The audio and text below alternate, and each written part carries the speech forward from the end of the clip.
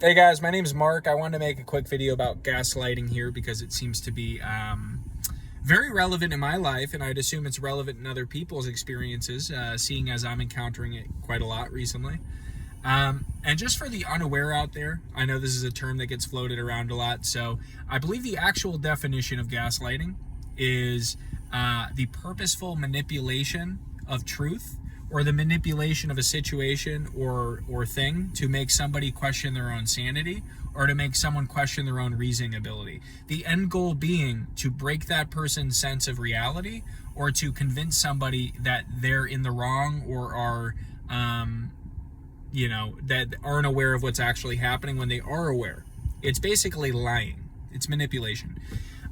To give an example of when I've experienced this personally, because I think it'll help people that might still be a little bit unsure of, have I experienced that? So I had dated a girl back in the past, back in college, and a few people since then have kind of carried on with a similar behavior. But towards the end, when the situation fell apart and there was like cheating involved, there was lying involved, there was like a whole bunch of weird stuff going on.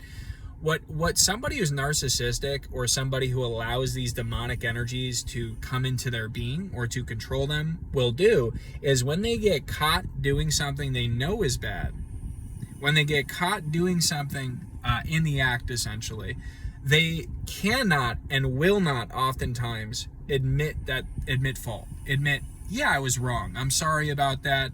Obviously you're not going to want to be with me anymore after doing this, or I'm sorry for doing this. They cannot apologize, because to a narcissist, or to somebody that uses gaslighting, the main and only concern of that person is to exert and to continue their control over you. So don't assume that these people want to meet you halfway. Like, I made this mistake a lot, and I'm learning to be much less naive, and kind of understand that people don't have the heart that we do. Guys, a lot of people don't have the heart we do. They will try to convince you that they do, so that they can get away with their schemes. And I'm just trying to, if this video helps one person avoid these types of individuals, then hallelujah, man, God bless. Then it will have been a blessing. So again, the goal is not to fix situations with a narcissist. It's to exert domination and control. So when I brought up what I thought to be very well-reasoned points, where I had thought them over to the person in question, to the girl I was dating at the time, and gone, well, you did this and this and this. This is a lie. This is different than what you said you were doing. This doesn't match up to the behavior that you said you capable of. This doesn't match up to the person you said you were.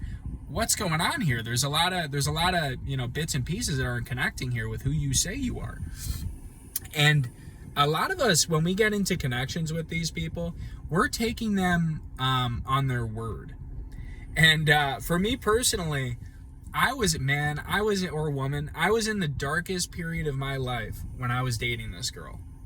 It was in college, so it was around at this point, 3 years ago, 3.5 years ago. I don't know exactly, maybe 4 years ago at this point. But this particular girl took such a toll on my mental health and well-being and self-confidence and self-esteem, because number one, you should not put that much value into a relationship, right? People come and go. It's not a reflection of my self-worth that somebody treated me poorly or did something behind my back. And that was something I really had to come to terms with on my own time, is that you cannot control how someone is going to act, but you can control how you react to it. And that's the part that I've really had difficulty come to terms with in my head. And I think a lot of us have difficulty with that, because we're not these snakes, man. The people that are watching these types of videos, unless you're one of these people trying to get tips on how to be even more psychotic, we don't operate like these people. We're not scummy. We're not snake-like. We're not looking to hurt people and exert control. If you're anything like me, and I'm assuming you are if you're watching this video, you desire full, happy, loving relationships where you feel supported and you feel like you're heard and you can work things out and you can trust that somebody's not going to betray you or stab you in the back. That's what a genuine person looks for. And what these narcissists and gaslighters will do, guys, is they will be guilty of 90 to 95% of the issues in the relationship, but they know you're a good person. They know you're somebody with empathy. They know you'd prefer to work on things than throw everything out and see the good in people, even if there is no good. then so they'll take advantage of that because they study. They're snakes, guys. They study individuals they can take advantage of for their own gain. So they'll take advantage of it and they'll go, no, it's you. They'll flip everything on you. And it'll leave you losing your mind. Like, these situations have led to people being in prison, have led to people losing their lives, losing their kids in divorces, losing all of their money. And all the while, they'll start to be convinced by this flagrant, despicable, demonic narcissist into thinking that, oh yeah, you're right, I am unlovable, I'm this, I'm that. And it's not true, guys. I want to make this video specifically also to get this point across. What the narcissist and the gaslighters try to do to you is, again, make you take all of the blame for what is their fault. It's not your fault that someone cheated on you. It's not your fault that someone manipulated you. It's not your fault that someone lied to you. It is not a reflection of your self-worth that people want to play games with your life and play games with your energy. And here's the most pathetic part, guys, because we're not holding any punches today. The most pathetic part about these slimy, snake-like narcissists is that they require your energy.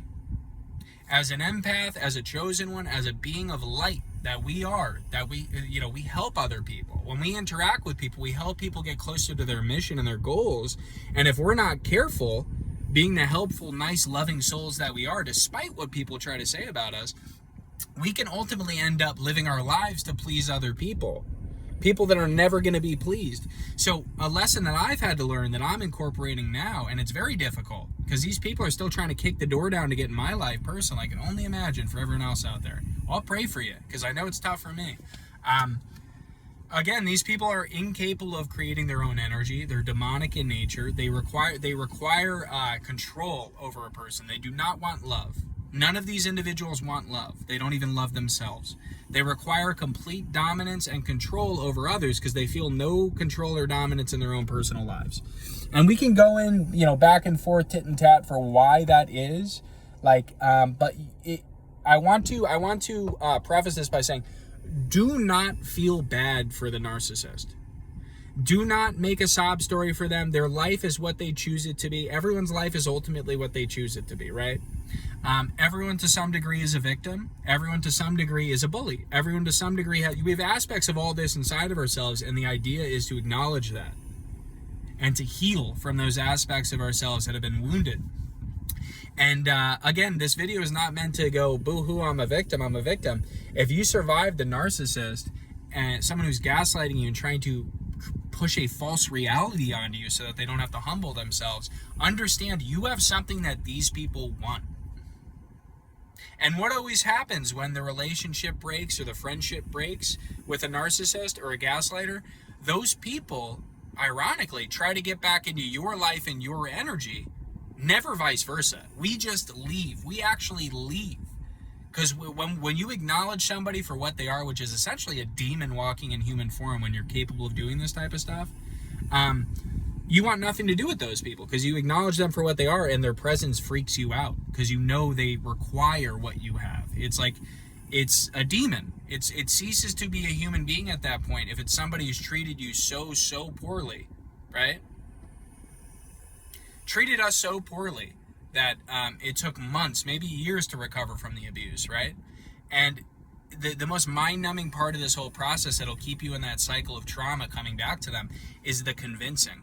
Again, these people, do not look to these people to give you an apology. Do not look to these people to admit any fault in the situation.